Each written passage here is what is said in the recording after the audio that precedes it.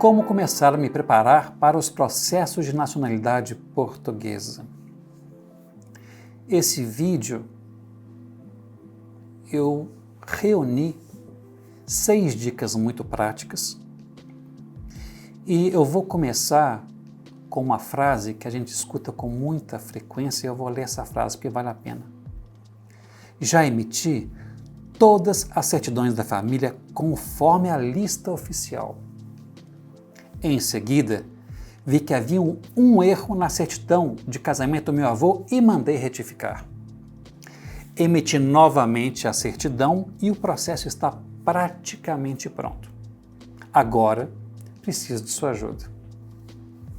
Agora, eu vou traduzir essa frase. Já emiti todas as certidões da família conforme a lista oficial. Primeiro, não existe uma lista oficial. Essa lista é não escrita. Alguns consulados citam listas, mas se você for comparar os consulados, e é muito bom fazer esse teste, pega o site do Consulado de São Paulo, pega o do Rio, pega o de Santos, pega o de BH, pega o de Belém, pega o que quiser e compare as informações dos consulados. Você vai notar que os consulados que tratam do mesmo assunto, tratam do assunto de formas diferentes. O que é estranho. Por quê? Acho que não devo responder isso no vídeo. Mas o fato é que o caso é complicado, não existe lista oficial. Quem tem o hábito de lidar com nacionalidade está acostumado com os documentos, sabendo que existem variações entre conservatórias consoante o tipo de processo, que tudo depende do entendimento conservador. Mas enfim, já emiti todas as certidões conforme a lista oficial. Lista oficial não existe. Outra coisa, sair emitindo certidão sem analisar e sem saber qual é a forma exata de emissão é jogar dinheiro fora. Como assim forma exata de emissão? Tem certidão que deve ser emitida de breve relato ou breve relatório. Tem certidão que deve ser emitida de inteiro teor. Tem certidão que tem que ser emitida por cópia reprográfica, que é a cópia do livro de registro que se transforma numa certidão. São 3 formas distintas. Cada certidão tem que ser emitida de uma forma separada, especial. Então, por esse motivo, não vale a pena sair emitindo certidão de forma desenfreada, tem que ter um pouquinho mais de calma. Aí a pessoa diz que em seguida vi que havia um erro na certidão de casamento do meu avô e mandei retificar. Existem casos em que a pessoa vai pegando certidões e fala, opa, aqui tem um erro, retifica. Aí ela pega uma outra certidão e fala, outro erro, outra retificação. Uma ação de retificação pode durar 2 anos conforme a cidade onde ela é proposta. Eu estou me citando a retificação judicial e não administrativa. A administrativa é feita no próprio cartório, a judicial é na justiça. Agora, a administrativa só corrige erros muito simples, um manuel com U, com O, um erro de som, geralmente. A Suzana, que era com S, virou com Z, ou um nome que cause confusão básica por causa de som. Ou que o erro seja gerado por culpa do cartório. Nesse caso, a retificação é administrativa, fora isso, é judicial. Então, a judicial, para ser feita, a pessoa tem que analisar todos os documentos da família de uma única vez e fazer em uma retificação todas as correções necessárias, se é que serão necessárias correções. Não vale a pena corrigir assim. Tem gente que faz exatamente isso.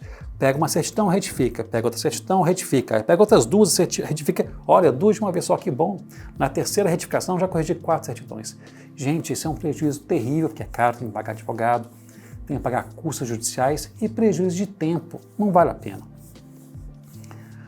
Aí o rapaz no final fala que emitir novamente a certidão, que era a sorte de casamento que ele tinha retificado, e o processo está praticamente pronto. Na verdade, os documentos se transformam em processo em Lisboa. Ali ele vira um processo. Enquanto isso, são documentos soltos que se reúne e entrega no balcão ou na forma que for para virar um processo. Então o rapaz não tem processo em mãos. Ele tem vários documentos que podem ter sido emitidos de forma errada, que podem ter sido retificados de forma inadequada, já gastou dinheiro, já perdeu muito tempo e não tem nada. Ele diz que o processo está praticamente pronto, mas ele não tem nada pronto. Ele só perdeu dinheiro, tempo e esforços com muito pouco ou nenhum avanço. E é esse tipo de coisa que nós temos que evitar. Assim sendo, eu deixo 6 dicas que são muito importantes. Primeira, inicialmente colete certidões de toda a família, mas não emita novas vias.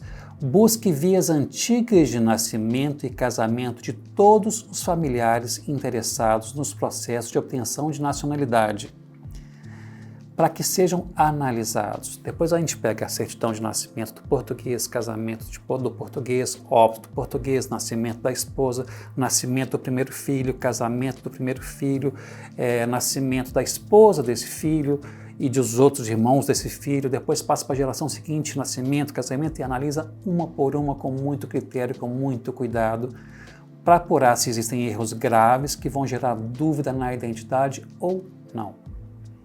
Não havendo erro grave, não vale a pena retificar, isso é um fato. Todo consulado ama mandar que documentos sejam retificados. Não façam isso, por favor. Segunda dica, faça pesquisas e descubra onde cada certidão está registrada antes de começar a fazer o pedido, pois o mais importante é a análise inicial. A análise inicial não é da certidão já emitida, é das cópias antigas que estão disponíveis na sua casa, na casa da sua avó, do seu tio, da sua tia, de quem quer que seja. O ideal é buscar cópias antigas e analisar uma por uma para depois gastar dinheiro, depois investir dinheiro na emissão.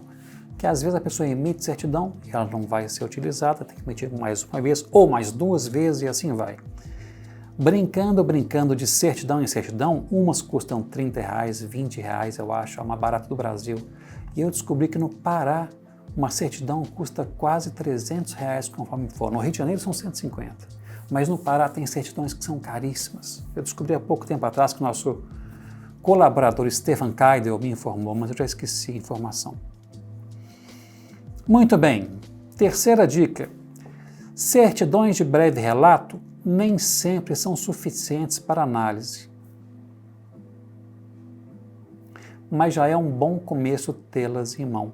Por quê? Porque o breve relato, de acordo com a lei do registro público, ela só cita dados essenciais e deixa de citar dados que não são essenciais, para supostamente preservar a privacidade do registrado.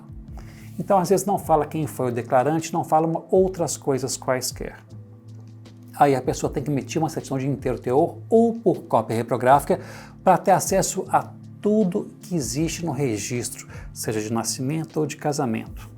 Mas, tendo vias antigas em casa, de breve relato, que é a certidão que todo mundo está acostumado a ver, temos que utilizá-las.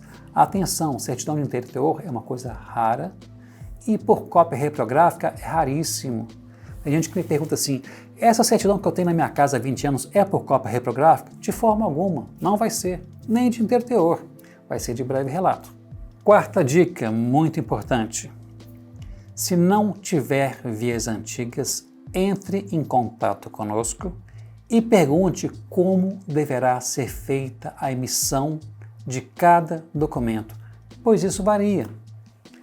Certidões são emitidas de formas diversas e é extremamente importante saber como que elas devem ser emitidas para não jogar dinheiro fora.